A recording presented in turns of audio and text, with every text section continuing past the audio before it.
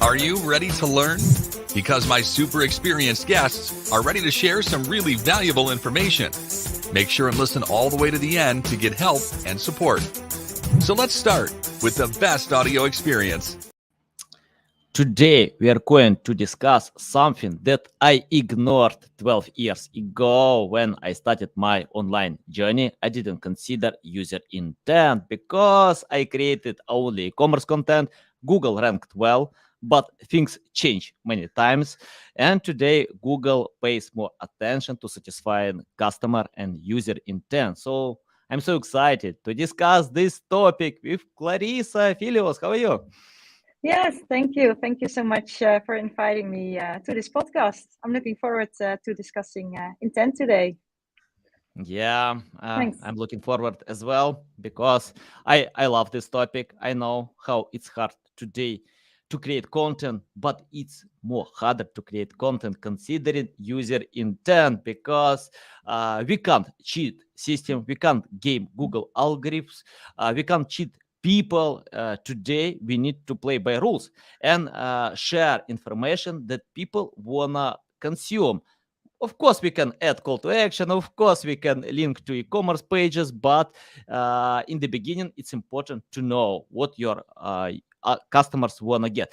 Clarissa, before we start, just tell more about yourself, experience, background, and any insights about something that can help our audience to know more about you. Yes, thanks.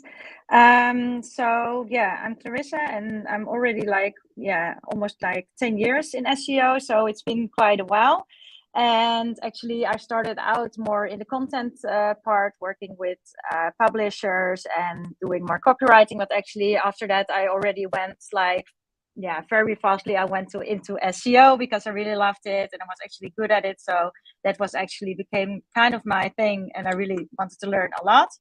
I started to work as a freelancer actually, so it went actually quite fast, and I could work for many big websites as an SEO specialist, and just learn a lot on the job. So I did that for 6 years, working mainly with big gardening websites, more informational kind of websites, but also I went into commercial and all kind of sites actually I work with on the long term. And after that, I started actually working at an agency called Booming, which now became IO. And this is actually a really big agency where I am now the team lead of the SEO team with 12 people, located in Amsterdam. And that's kind of it. We are trying to do a lot of international SEO, actually working with mainly the bigger international brands. And lately we've been doing a lot of testing when it comes to search intent and EAT. So that's also something that is kind of my topic for this year, actually, or lately. I'm really trying to do a lot of testing on that part. Awesome. Love your experience. And actually, EAT is not EAT. EEAT. EEAT. Yeah, I'm sorry.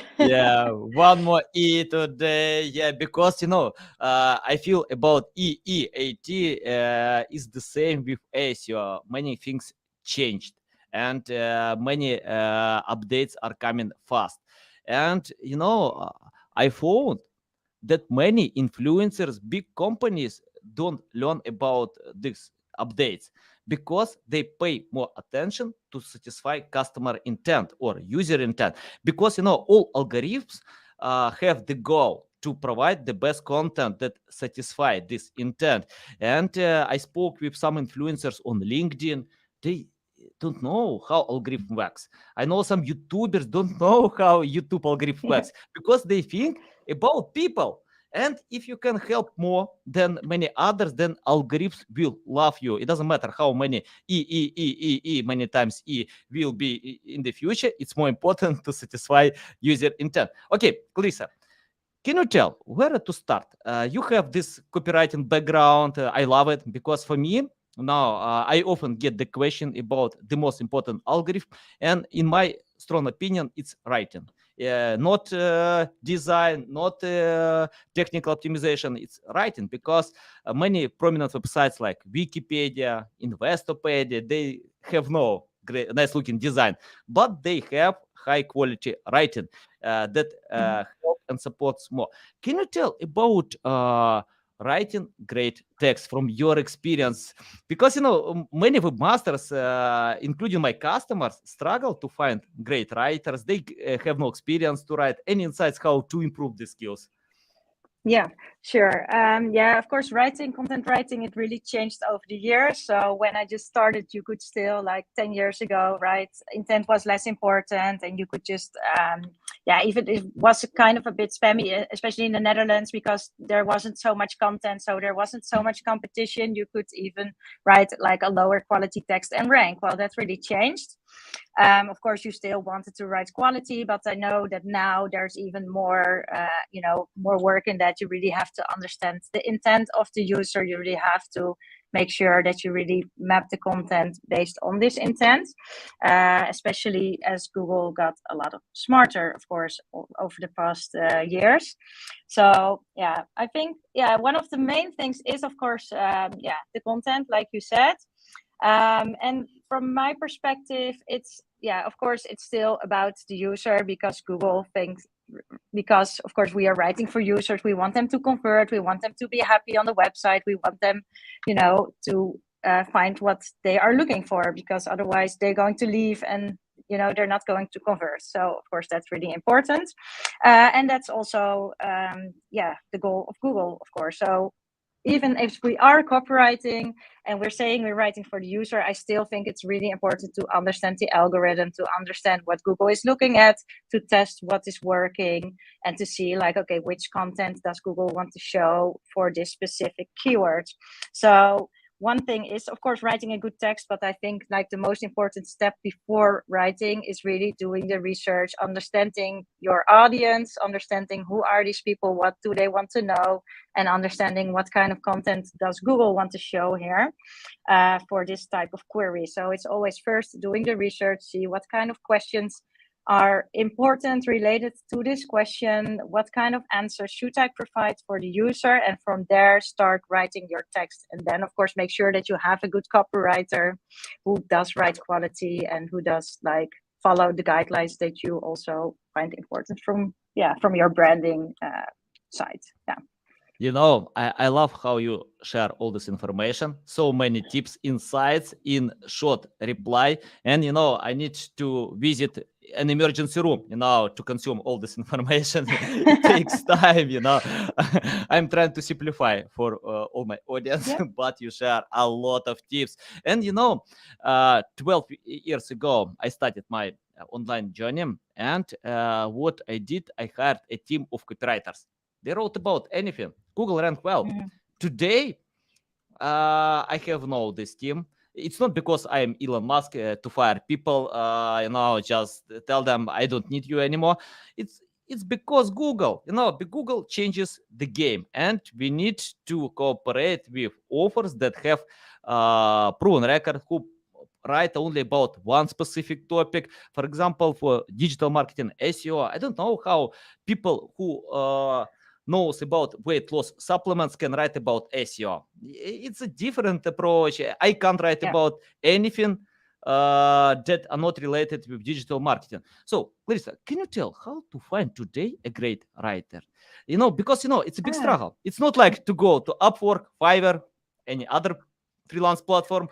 I did it before, but today it's hard. I usually check out profiles on Upwork. I see a lot of reviews. Wow, almost 5-star. Proven record. But when after ordering this text, I get generic information, nothing special, just rewriting.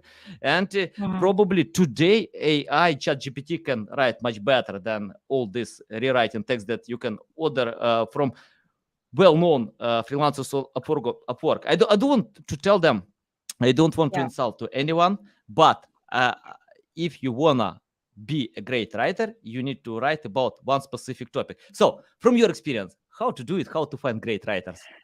How to find great writers? Yeah, that's a good question. I think it really depends per market, like what kind of approach you would like to have, because sometimes we have clients with like more generic topics, and then you don't really need like a super expert writer on that topic, and maybe a generic copywriter could write it who already has some SEO experience. So that would be nice, and then that would be enough. But we also sometimes have clients that have really complicated, like if you would work for the banking sector, or you need to know a lot about the background or the information, and it's more complicated topics. So for example, SEO, then of course you would like to have someone who knows about this content. How to find good copywriters? It's like, I think you always need to build up a network with like freelancers that can write the content, and make sure that you always use someone who has some experience in the field that you need to write content about. Do they already have did similar things that are kind of comparable? And then you also have two routes, of course. One route is like having one copywriter that already did a lot of SEO content, and you need to train them on the content or on the topic. Or you're going to have someone who doesn't really know SEO, but they know about the topic, and you are going to train them like how to write SEO content. So this is mainly what we do, or what I do. Mainly the approach is having someone who knows the topic and really guide them, train them on writing, like having an SEO focus, and really make sure that they have the right keywords, that they know how to include them in the content. And I have seen that mainly helps to get the best quality. But of course, it always takes time. So you're not going to brief a copywriter and get the best text at once. It's always like working together for more time, and then you're going to get in the flow, and it's going to get the quality that you want. So nice. that's Love my it. point of view. Love it. Okay, I found on your sharing that you unite writing for human and for search engines. So can you tell how to satisfy both? Because of course, for me, it's more important to satisfy a human being, but we can't ignore search engine, because this bots can ignore your content if we ignore search engines. So we need to satisfy both. Any insights how to consider both in your marketing or content strategy? What I believe is that, of course, the search engine can also teach you a lot about what the user wants, because of course Google has like a lot of data. When talking about search intent, we know that Google has quality evaluators that are actually rating pages, which they are using to actually train their algorithm. Next to that, they also have just a lot of data of search volume, of actions, of what people are clicking on or not. So Google kind of knows what kind of content should rank or shouldn't rank. Of course, we cannot trust on it 100%, but I think it's a good guideline of what kind of content we should show when someone is searching for a specific query. So what I would say is always check, like if you have a keyword or a topic and you say, okay, I want to write content for this. I think it's feasible. I can rank for that. Probably it's I need to write a content page about it. Then always start with the research and check the SERP, check what kind of results is Google showing here. Check the top 10 or the top 5, or at least some of the blue links, and see what is Google showing there. And that is already a great indication of what you should write about. Next to that, I would also recommend to just look at Google Auto Suggest, do the keyword research, see what kind of long tail keywords people are asking for related to that query, because those are probably also the questions that you should answer in your content piece. I asked my audience that Clarissa will speak on our podcast, and people found that you are in Amsterdam, and they asked me, please ask about the best wheat, the best stuff. Let's leave this topic. I wouldn't really know. It's a more touristy thing, actually. So. Is the topic for another podcast. Let's talk more about user intent. Can you tell how to learn user intent before. For example, if I have content plan, if I check out keyword volume, difficulty, competition, many other metrics. Okay, I know I need to get them because I can monetize. So tell how to learn this user intent and to know exactly that this intent will satisfy search engines and users. Yeah, of course, you never know 100%. So it's always testing and, seeing if it will work. So you could always say like, okay, I have a group of keywords that are kind of comparable. I'm going to create a few pages. I'm going to put them live. And then I'm going to see if this actually is what Google wants and if it is working or ranking. And if it does, then you can scale it up and, make more content like that because, okay, this is matching the intent. How to learn what the intent is. Of course, you can use some tools that are actually like matching keywords with a certain intent phase. So many tools are currently doing that. They're saying, okay, this is informational, this is navigational, this is commercial, this is transactional. Like those are most standard phases that are being used. But what I always say is like, do not just go 100% for what the tools are saying, and always do the manual checking as well, because it's not always 100% correct. Sometimes it can be a little bit different because many tools just base it on the words, or if it says buy, it's buy. Okay, maybe that's true, but sometimes it's not always 100% correct. So I would always double check, like, okay, what kind of content is showing here. Also, I think like the standard intent phases are kind of limited. So, you can also, like, for a specific branch or for specific markets, you might have different intents and different kind of content that you should show there. So if you would search for the weather forecast, you might have a forecast intent because you don't need to write a long text about the weather, but you would just have to show the weather, the forecast, and just show, okay, this is what it's going to be for the next week. So that's it can kind of differ. What kind of intent phases you have per market, from my opinion. And I always like to add one which I call like more actionable, which should show a step-by-step guide, or you can have one that is more a recipe or something, recipe intent. I don't know. So I think you can be kind of creative with that. Nice. Okay, let's talk about a team of specialists who can create high quality content. For example, many years ago, 12 years ago, when I started my SEO journey, I had copywriters who wrote, edit, and submitted to website content. Almost everything, even promote. They bought some backlinks. I had only one strategy: to buy more backlinks that my competitors had, and that worked well before Penguin. Penguin changed my mindset, and after that, I got it. No way, I need to learn more about white hat SEO. Okay, but anyway, today, for creating high quality content, you need to have an SEO specialist who can create content plan, copywriter who can write, editor who can edit, designer who can draw, web developers, content managers, probably some other people. And I found on your LinkedIn profile that you manage 12 people. Let's talk more about that. How to manage? Because for me, managers are jack of all trades because they know everything, but they're not specialists in any specific direction. For example, I have no idea how my designer can draw this design. I just give the task. That's it. I don't know how copywriters can write. Of course, I can write, but I don't understand about web development. But I get results. I can analyze it. So let's talk about management. Can you tell your methods how to manage people?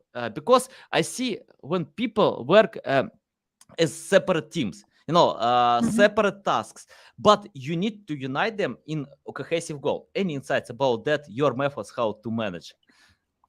Good question. Yeah, first, I'm mainly managing the SEO team, so that's nice because I know what everyone is doing, and we are all working on SEO. And what I how could I really like what we do, or what I do is like mainly doing coaching and seeing like what kind of things are people interested in, and really see if we can really work together with the team to get things going, to make things better.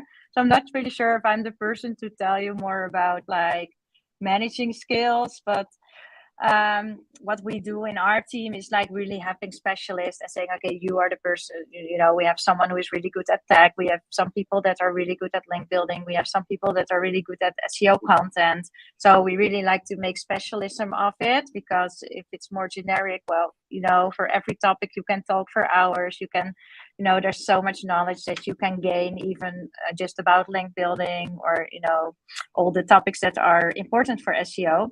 So in the team, we really have specialists, and they are keep staying up to date, and and we work together like on an SEO project. So we have specialists on tech if tech is important. We have a specialist on content if content is important. We have someone on link building if that is important, and they work together to get SEO results. Yeah, so that's it.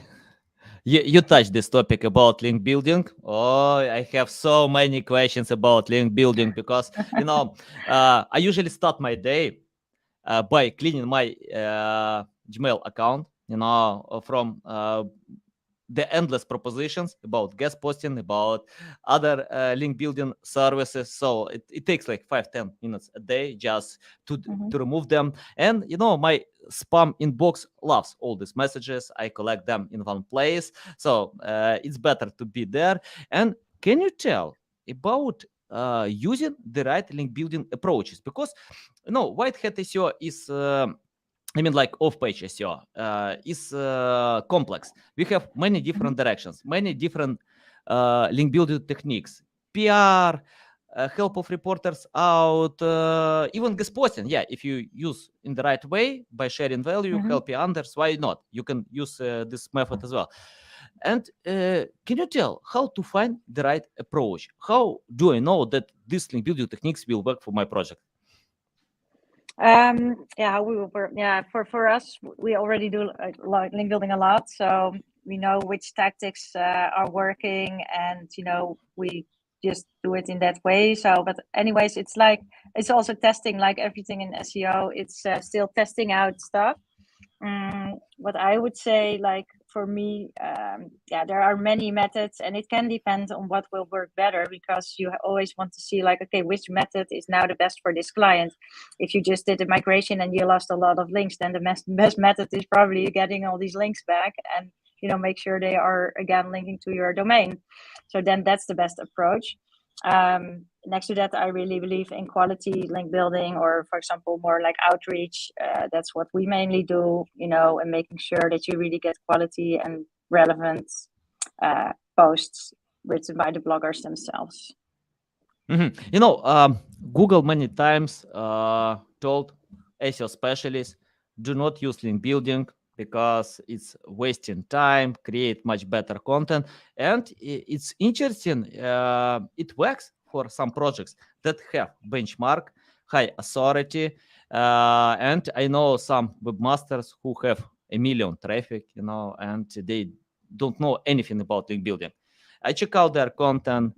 They create link-worthy content, so they deserve this natural backlinks. They have this high authority, strong benchmark, but many projects need it, including big projects.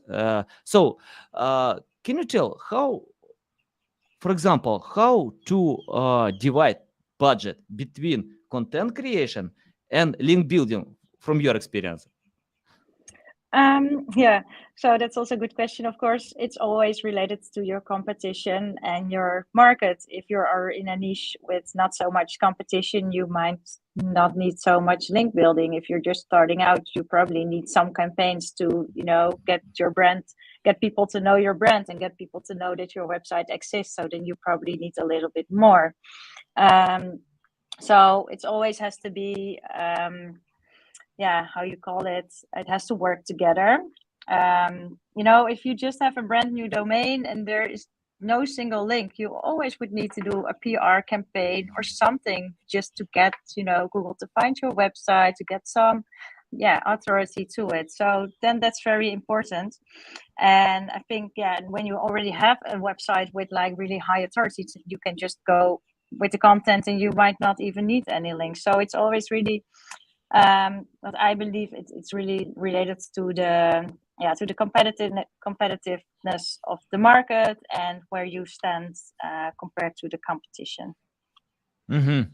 Yeah, I agree. Each case is different, and personally, I don't like link building, but I love cooperating with great link builders who know how to do it. I don't like many things in SEO, but for example, technical optimization. For me, it's boring, but I know some people who are great with that. They love scrolling to analyze, to tell what to fix. Of course, I check out Google Search Console. I analyze page speed insights, Screaming Frog, but I don't like to do it, And for me, it's more important to cooperate with great specialists. Okay, I have the question about the future of SEO. What kind of future will be in your prediction? Because many things are coming. Metaverse, augmented reality. We have ChatGPT today, and someone shares many great experts think that ChatGPT can replace Google. It's interesting. Bing is going to adopt ChatGPT in March, in 2 months. Baidu told about the same, to adopt the same product like ChatGPT on their search engines. I think Google will not ignore this game, and we know some rumors that Google is discussing about this topic, how to adopt the same features on Google. So, what do you think about the future? Is it a good idea today to start in SEO field when ChatGPT or similar tools can replace the methods how we search for information? Because I have many students in my network who are looking for ways what to do, what to start. So your insights, your predictions about the future, your crystal ball, how things will be. Yeah, of course, you can never know, but in ChatGPT, it's like a big thing, of course. And it's true what you say, like Google is also investigating it. So I probably expect that Google is trying to have some kind of reaction on it, and maybe even build their own chatbot or something like that. But I'm not sure if they can do it or how fast they can do it. So probably, it will be a thing. And if it's ChatGPT or maybe it's a chatbot in Google, or they're going to compete on that, could be, not really sure.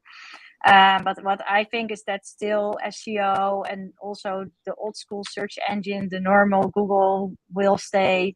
It's not going away for the coming years or 10 years, probably not. I believe I expect it will still stay, and that it will just be two ways of searching that can exist next to each other, especially because in the ChatGPT functionality, you have the issue that you do not have any sources and you cannot relate to any sources. So if you would find information or ChatGPT would give you an answer, of course, you just have to assume that it's true or that it's the correct answer, and you cannot compare it with anything else. So I think that's the big difference of what Google is doing. Of course, you can compare, you can see which brand created this content, who is the author, who is the person who wrote this, is it legit, do I trust this? And that's something that a ChatGPT cannot do, and it's probably not going to happen that they can give any sources, because of course they generate all the data, it's all machine learning, it's all AI, so it's hard for a tool like that to even relate where it got the information from. It's probably not going to give any resources or I got this from this journal or something like that. So I think that's still going to be important for people, just to know, like, okay, where did this information came from? Can I compare it? And a tool like a ChatGPT can be more functional, just to help you with writing content or get information fast, or just I need to know how to run the dishwasher, or how long I should cook my rice. Maybe for stuff like that, you don't really need to compare different websites. So then it's probably very useful. But for other stuff, you probably want to, still need something like a Google or a search engine as well. Yeah, I agree. Yeah, I agree. It takes time. It doesn't Yeah. matter. It takes time. Things are not going away fast because people need to change habits. And I think, today we see search traffic is growing. It's not dropped in one day because of Mhm. ChatGPT or any other tool. It takes No. time to replace people habits. Uh, Personally, for me, it's hard to change habits. For example, if I have my 11 tools and I know other great tools, but I'm satisfied with existing tool, it's really hard, to learn about a new tool that possible is better, possible have unique features. So I need a strong reason, solid reason to Yeah. change tools, and it's the same with search. Many people still listen to radio, and audio podcasts can't kill radio fast. Yeah, it takes time. It will be, but it Yeah. takes time. Okay, Yeah. Clarissa, I have the question about your agency, IO Digital. So let's talk more about that. I IO. found, Yeah. yeah, I found not me, of course. I stole this quote. In marketing, if you sell to anyone, you sell to no one. So let's talk about IO.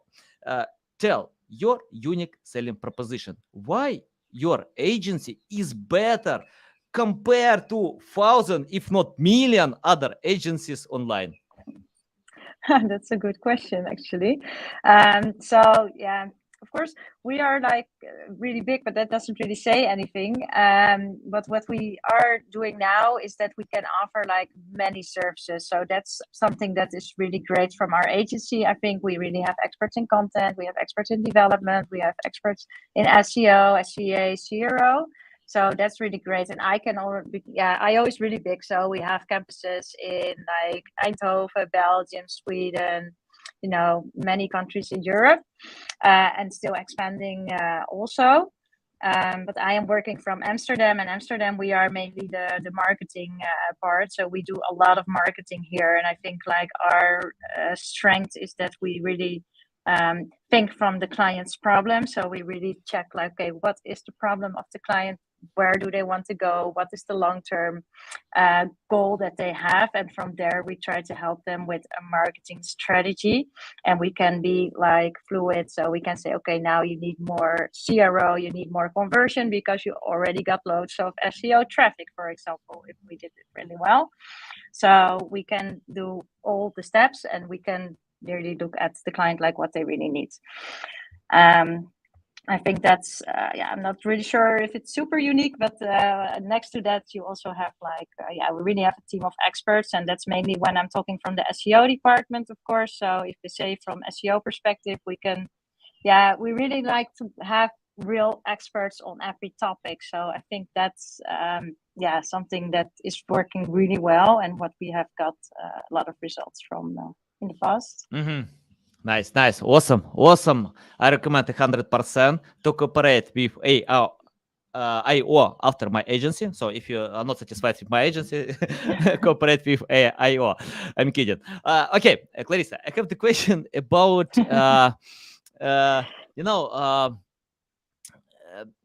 let's talk about content creation. Can you tell how to create high quality content? The reason why I'm asking about that, because quality is subjective.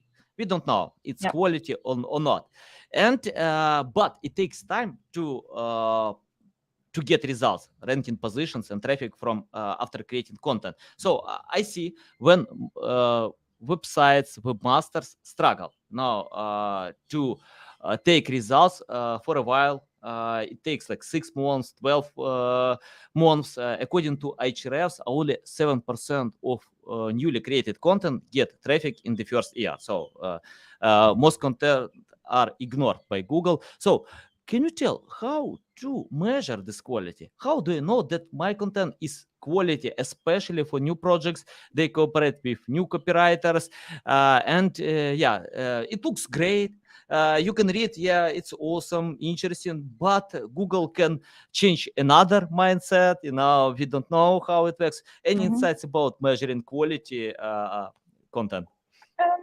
Yeah, of course, it depends again a little bit because it depends on how you define quality, and I think how you define quality is should be based on the goals that you have. So, if you are, for example, does the content actually help you with your goals, and does it, can you reach them? So one of them is, of course, you want to probably get, if you have an SEO goal, you want the content to rank in Google, so you need to follow the Google guidelines, and you want, to have it better than your competitors, and make sure that Google can index it, read it, and finds the correct language in there.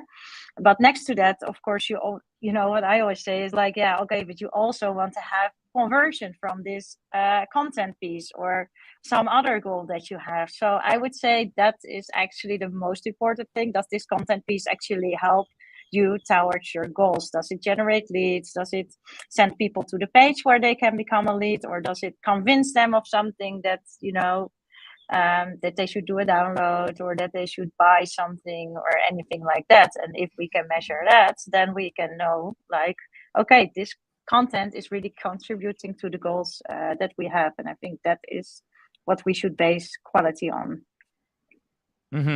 I have the question about you. I'm interested about your positive mindset because I opened your LinkedIn profile. I like your smile. I see you have this energy. I feel this energy. I'm pretty sure that audience can feel as well. So, any insights or resources that fill your tank, with this energy to get results in SEO field? Because I found when people do SEO without passion, without energy, just copying others, replicating others. For me, generic methods don't work today because the era of lazy marketers is dead. And you mentioned that in your agency, you learn about customer pain points, you understand them before providing any services. So, can you tell your main resource of energy and how our audience can take or use this resource as well? I think the energy, you're gonna get the energy from getting the results. I mean, that's it for me, right? So if you can come up with some very smart strategies, you think, okay, I'm gonna try this out, I'm gonna test this out for this client, and you're gonna get the results, then that's gonna make you happy and energized. And that, I think that's the key, especially in SEO. That's why a lot of people like doing SEO, I believe, because you can get creative. It's not so easy. You need to test out things. There is not one way of how SEO works. There is no blueprint. Okay, just do all these technical stuff, write the content, and do this and this and this, and then it will work. It's always different. So for any market, for any type of client, it can be different. So yeah, I think getting creative, testing out stuff, trying to find out things yourself, and also, of course, working together with a lot of other SEO specialists. I would say that's also one of the best things in the SEO world is the community, knowing other specialists, having meetups with them, chatting with them, sharing ideas. That's also one of the great things in SEO. And then use all of this to do some tests, try testing things out, and see if you can get results. And if you're gonna get the results, yeah, I think that's the best thing about the job. Does that answer the question? You upset some people in my audience who are looking for golden button. They don't know where to take this golden button to click it and get traffic, sales, results. Yeah, guys, it's not simple. Sorry. Sorry. Yeah, I don't know personally where to find this golden button. I need it as well, but yeah, sorry, I have no golden button. Okay, Clarissa, I have the final question. Let's imagine you started from scratch without any experience, knowledge, skills, completely from scratch. You didn't write any word in your copywriting background, just you need to learn how to do it. You need to learn about SEO. You need to learn about user intent. So tell, what will you do today to learn more about SEO? To learn more. Yeah, of course, just doing it. I think that's one of the most important things. So make sure that you have a client or a website, or you work somewhere where you can experiment and do stuff and see if I'm gonna put this content out there, is it going to rank, am I gonna be on page 1 or not, what's going to happen. So just get your hands in the mud, or I'm not sure if that's English, but just try go or get your hands dirty. Probably that's the correct English word. But just start trying to do stuff. And the other thing is, what I would recommend if you're just starting out, just listen up a lot of podcasts, read a lot, just listen to other experts. I mean, you can get so much content and information from listening to podcasts and stuff like that.